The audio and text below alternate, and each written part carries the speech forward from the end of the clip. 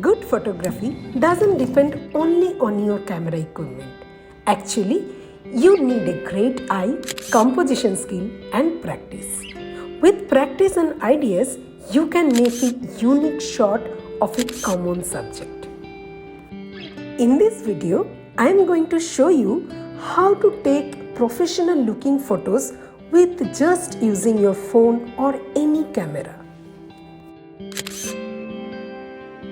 Learning the rule of thirds can be a great way to improve your photography. It is also one of the easiest composition to understand and use. The rule of thirds is one of the most popular composition techniques in different situations, including portraits, landscapes, and close-ups. To use this composition, photographers divide their frame into 9 equal parts, with 4 lines intersecting at the center.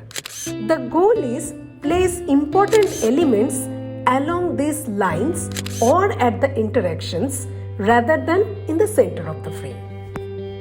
The rule of third is a compositional guideline in photography and other visual arts such as painting, drawing, and graphic design. The rule of third is a good starting point for beginners, but it doesn't tell you everything you need to know about taking a great photo.